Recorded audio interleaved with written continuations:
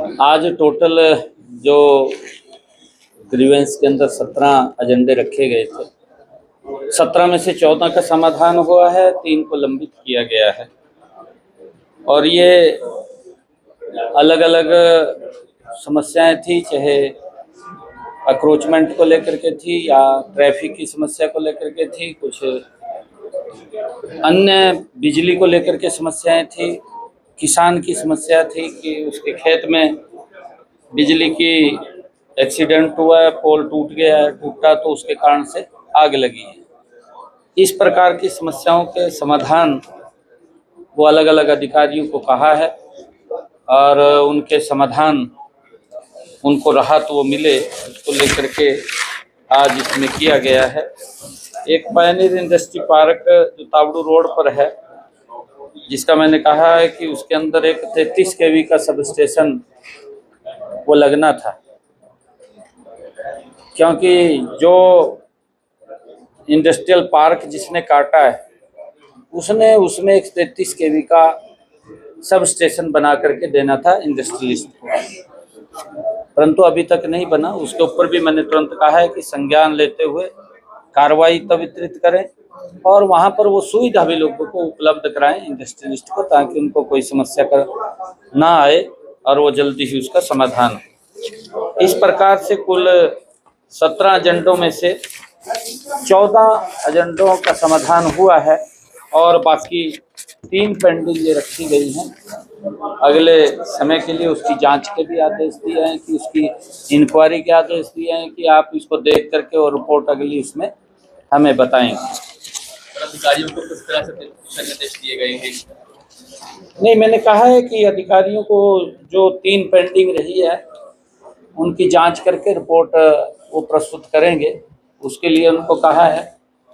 और सरकार का गुरुग्राम की व्यवस्था को लेकर के निरंतर काम कर रही है, धीरे धीरे करके समस्याओं का समाधान हो रहा है, क्योंकि कई बार बरसात बहुत ज़्यादा हो जाती है, उसके कारण से एकदम जब ज़्यादा बरसात होती है तो व्यवस्थाएं अव्यवस्थित हो जाती हैं, परंतु फिर भी जो उसके अंदर काम किए हैं तो बड़ा लाभ इसके अंदर देखने को मिल रहा है।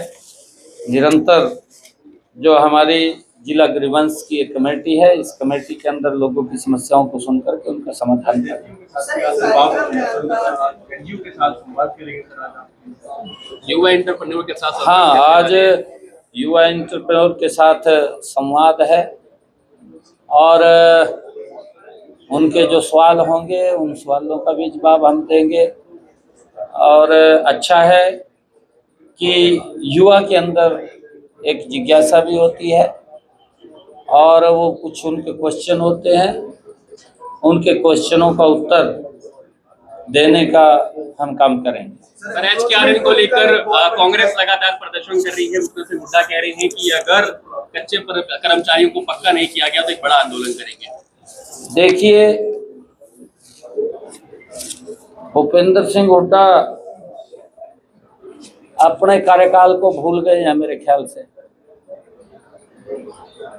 और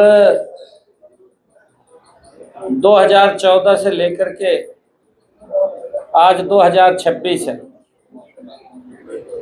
2014 से 2026 ये 12 साल का कार्यकाल हुआ है। अगर हुड्डा साहब 2014 से पहले का कार्यकाल देख लेते, HKRN के दफ्तर के आगे बैठने से पहले, कि जब वो मुख्यमंत्री थे हरियाणा के और जो उसके अर्धशगिर्द भी बैठे थे, वो उस सरकार के अंदर कहीं ना कहीं मंत्री थे, कहीं ना कहीं प्रमुख पदों के ऊपर वो उनकी सरकार के अंदर थे। ये चलो हुड्डा साहब को नहीं याद रही होगी अपने सरकार की कार्यकाल की बात, उनको तो याद रहनी चाहिए थी जो उसके साथ बैठे हैं। क्या हालात युवाओं का होता था, ठेकेदारी प्रथा लागू की भी थी इन्होंने। ठेकेदारी प्रथा के अंदर कांग्रेस ने क्या शोषण युवाओं को किया होता करते थे।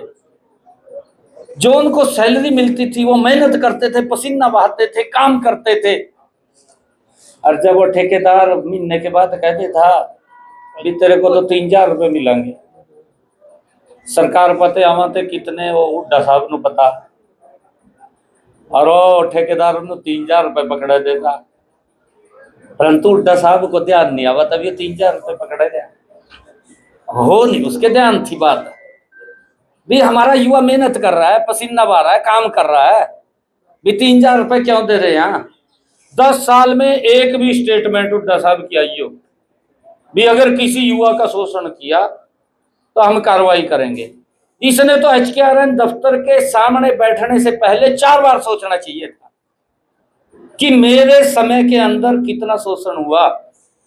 परंतु आज बच्चे को जो हमने कहा है मिनिमम वेज की जो हमने बात की है, यह हमारी सरकार की गारंटी है कि उसके मिनिमम वेज उसके खाते में पहुंचाने का काम कर रहे हैं। परंतु युवाओं को गुमराह करना, झूठ के दम के ऊपर करना, ना तो हुड्डा साहब को शोभा दे रहा है, ना उसके इर्द गिर्द बैठे कांग्रेस के लोग उनको शोभा दे रहा है। भाई थम अपने गिरेबान में तो जंको, फिर दूसरे पर आरोप लगाओ। हमारे समय के अंदर क्या शोषण युवा का होता था, किस प्रकार से उनके शोषण को बचाने का काम हमारी सरकार ने किया है, उस ठेका प्रथा को समाप्त किया है, HKRN के माध्यम से उनका सम्मान बढ़ाने का काम किया है। इनको अधिकार नहीं है बोलने का कुछ। सर, एनक्रोचमेंट को लेकर एक बहुत बड़ी ड्राइव चलाई जा रही है गुरुग्राम में, लेकिन उसके खिलाफ महापंचायत हो रही है, उसको किस तरीके से? देखिए, माननीय कोर्ट का आदेश है और माननीय कोर्ट के आदेश को लेकर के मैं ये भी अपील करूंगा सभी से। देखिए, उससे बाहर बिल्कुल कोर्ट के आदेश से बाहर नहीं आया, मैंने उसको भी मानना होता है, उसका भी पालन करना होता है। परंतु मैं कहूँगा कि अप्रोचमेंट से हमें बचना चाहिए। अगर कहीं अप्रोचमेंट होती है तो उसको भी परेशानी होती है, पब्लिक को भी परेशानी लगे रहे हैं जी, उसका जल्दी समाधान निकलेगा। सरकार उसको गंभीरता से ले रही है, जल्दी समाधान निकलेगा और उसका ठीक होगा। मैं भी कहूँगा कि सरकार ये हर प्रकार से लोगों के हित में काम कर रही है।